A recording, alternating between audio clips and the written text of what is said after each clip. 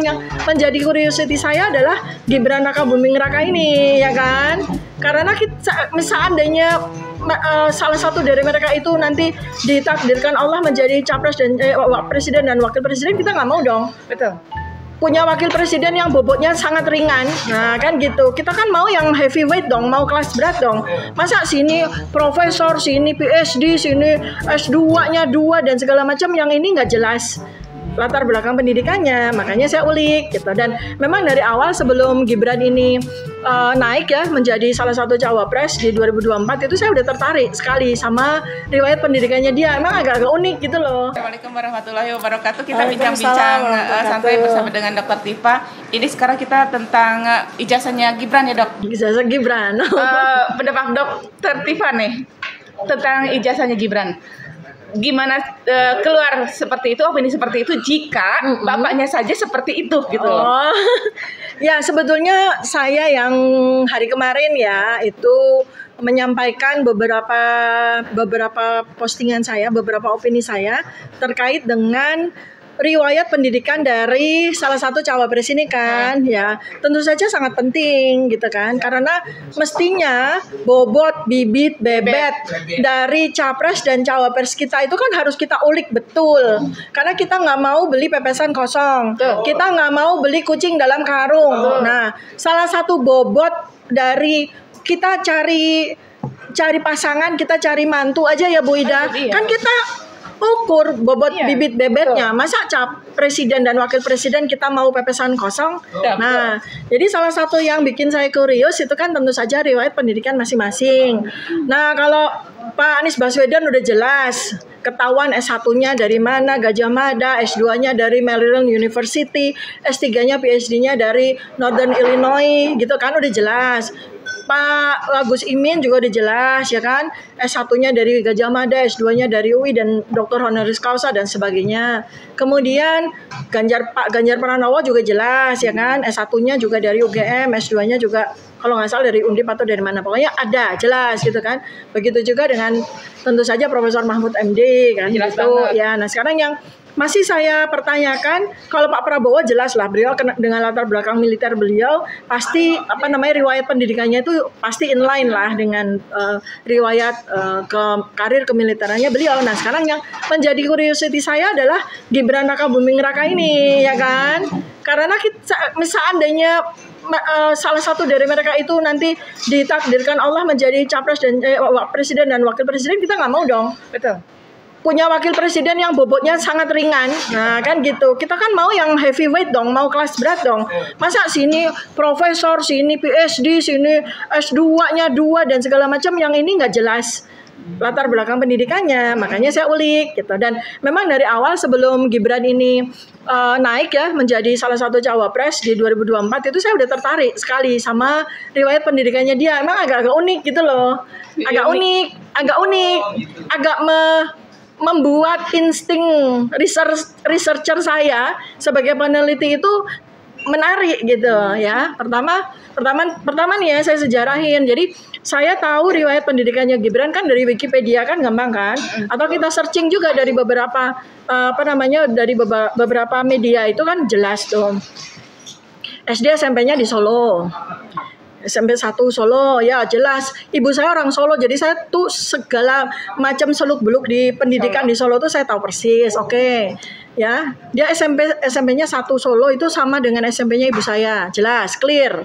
Lalu kemudian dia SMA-nya itu di Orchid Park Secondary School di Singapura. Nah ini lucu loh. Jadi Gibran waktu itu lulus lulus SMP itu tahun 2002. Lalu dia kelihatannya diterbangkan sama orang tuanya untuk menuntut pendidikan di Singapura. 2002 kan ya. Nah, ternyata dia itu memilih SMA itu umurnya baru setahun loh. Lucu ya. Jadi dia masuk 2002, ternyata Orchid Park Secondary School itu baru lahir 2001. Lahir 2001. Nah, kalau kan waktu itu kan kita tahu bapaknya itu kan pengusaha sukses kan ya, termasuk pengusaha yang terkenal di kota Solo kan, sampai jadi wali kota kan ya, pasti kaya dong gitu kan ya. artinya semua pengusaha kaya di Indonesia itu kan pasti ingin memberikan pendidikan yang terbaik terhadap anak-anaknya. Jadi wajar lah kalau kemudian anaknya disekolahkan di luar negeri kan gitu ya. Nah mestinya dengan uangnya, dengan kekayaannya kan bisa memilih SMA yang terbaik di Singapura dong. Masa memilih SMA-nya yang umurnya baru setahun, kan itu aneh ya enggak? Baru dari situ ya kan. Kemudian selanjutnya dia melanjutkan setelah lulus SMA. Ya, setelah lulus SMA 2002, 2003, 2002, 2003, 2005 kalau salah ya. Dia lulus, lalu kemudian dia masuk sekolah lanjutan. Nah, ini juga harus di searching juga nih sama teman-teman media. Dia kan masuk MDIS ya, namanya tuh lembaga lanjutan. Nah, ini saya kurang paham. Lembaga lanjutan ini apakah bentuknya adalah universitas atau lembaga lanjutan aja, ya kan? MDIS. Jadi bisa di searching MDIS yang tempat sekolahnya Gibran itu tuh sebenarnya sekolah apa sih? Universitas atau ya? Jadi di Singapura, ya kan? Dia kan kuliah pertama menurut Wikipedia kan dia kuliah pertama Management Development Institute of Singapore. Memang ada tulisan institut, tapi institut itu kan bisa aja. Saya punya yayasan juga namanya lembaga saya Ahlina Institute. Tapi saya bukan universitas, belum jadi universitas. Nah, Management Development Institute of Singapore ini apa gitu kan? Nah, apakah dia yang kemudian di Wikipedia itu kalau Anda lihat ya di riwayat di lamannya Gibran itu kan sekarang kemarin dia belum menggunakan Bcom, belum. Kemarin dia belum menggunakan Bcom. Tapi sejak saya viralkan di Twitter hari ini pagi tadi habis subuh saya ngelihat namanya Gibran Raka Buming Raka Bcom. Nah, berarti sudah bergelar. Berarti kemarin belum bergelar. Jauh beda sama bapaknya? Oh, belum tentu, harus kita cari lagi. Saya mau komunikasi sama teman-teman di Singapura. Apakah memang Management Development Institute of Singapore ini memang mengeluarkan ijazah setara bachelor? Sebab setahu saya Bcom itu artinya Bachelor of Communication. Berarti dia adalah sarjana komunikasi gitu kan. Nah, tetapi yang agak unik nih dari sisi durasi dia kuliah di MDIS ini. Karena di Wikipedia ini kan bisa keliru ya Wikipedia, tapi ya satu-satunya yang ada source-nya tuh Wikipedia ya. Bisa saja Wikipedia salah gitu kan. Itu dia kuliah di Management Development Institute of Singapore, MDIS itu dalam 2 tahun. 2005 sampai 2007. Nah, pertanyaannya, apakah betul MDIS itu bisa mengeluarkan ijazah setara bachelor yang ditempuh oleh seseorang selama 2 tahun? Karena setahu saya nggak bisa tuh. Minimal kalau bachelor itu minimal itu ya 3 tahun. Ini bisa bikin heboh lagi nih. Tapi saya bisa keliru. Ini kan dugaan asumsi saya. Ya, tapi yang jelas ini kan sudah ter-up ke publik ya. Tapi ini bisa bikin heboh lagi seperti yang kemarin. Ya, tapi gini, mestinya tim IT-nya Gibran itu pasti mendapatkan sumber yang kredibel. Karena dia udah berani untuk menggunakan Bcom di belakang namanya. Memang sih ada riwayat seseorang yang sampai hari ini belum mampu untuk menunjukkan ijazah aslinya, tapi dia di mana-mana menggunakan gelar insinyur. Ada, seseorang itu ada. Nah, bisa saja kan, banyak orang yang melakukan klaim itu kan. Ada orang yang dia nggak tahu kuliah di mana, dia bisa menuliskan Dr. Andes di depan namanya juga ada, ya kan? Tiba-tiba jadi insinyur juga ada. Tiba-tiba jadi insinyur juga ada. Sampai sekarang yang tiba-tiba kemarin hakim jadi bubarkan gara-gara nggak bisa menunjukkan ijazah asli juga ada. Ada, ya makanya. Jadi kan ini sekarang menurut saya karena beliau ini kan harus menunjukkan bobotnya, nggak ada salahnya. Apa sih susahnya? Ini loh, kalau Dokter Tifa mempermasalahkan ijazah saya, kan dia kan juga menjawab kan waktu itu. Jadi Dokter Tifa ini loh ijazah Bachelor of Communication saya, selesai sudah. Sama yang kemarin juga. Loh, iya sama. Harusnya kan cuma selembar kertas ini loh. Ijazah asli saya sudah selesai. Kan nggak ada kegaduhan jadinya. Iya, supaya kan. Iya, saya juga nunjukin kan nih loh ijazah sarjana kedokteran saya dari UGM, ijazah dokter saya dari UGM, ijazah S2 saya dari UGM, kan saya juga tunjukkan seperti itu, seperti contoh teladan dari Profesor Amin Rais. Apa sih salahnya?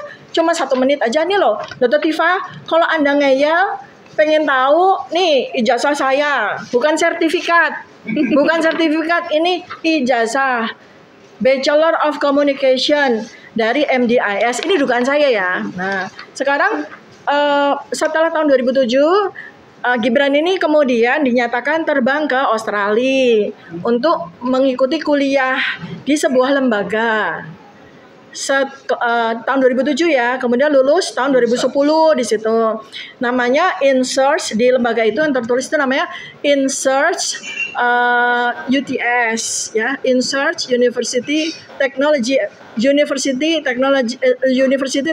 Sydney UTS. Nah, setelah saya research ya, si InSearch ini tuh lembaga apa? Ternyata InSearch UTS itu adalah sebuah lembaga untuk semacam kursus untuk preparation buat orang-orang yang kepengen masuk menjadi mahasiswa UTS.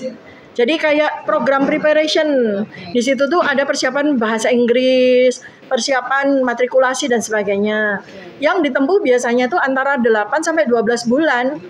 Cuma singkat aja. Nah, di sini kan juga menjadi curiosity saya loh. Ngapain Gibran di InSearch yang total durasi kursusnya itu cuma 8 sampai 12 bulan, dia ngapain 3 tahun di Australia, gitu kan? Dan tentu saja gelar BCom atau Bachelor Communication yang sekarang ini ada di belakang nama dia pasti bukan dari InSearch. Karena InSearch itu maksimal kalau mau mengeluarkan selembar sesuatu, itu pasti namanya sertifikat. Karena InSearch itu 8 sampai 12 bulan bukan ijazah, pasti sertifikat kelulusan kursus gitu. Nah, berarti memang intinya ini akan ada kegaduhan baru seperti yang sebelumnya. Dan sebetulnya kan nggak perlu gaduh ya. Iya. Udahlah Gibran konferensi pers, lalu Dr. Tifa dan rakyat Indonesia yang memiliki dugaan dan pertanyaan atas ijazah saya. Atas gelar BCom saya, ini saya tunjukkan. Ini saya mendapatkan ijazah dari Universitas X. Saya mendapatkan gelar BCom, kan gitu ya? Iya, betul. Selesai kan? Selesai, sudah. Kita lega. Bincang-bincang kita, sintahan kita sudah selesai. Terima kasih untuk Dr. Tifa. Assalamualaikum warahmatullahi wabarakatuh. Waalaikumsalam Semoga tidak ada kegaduhan, Reinhard. Iya.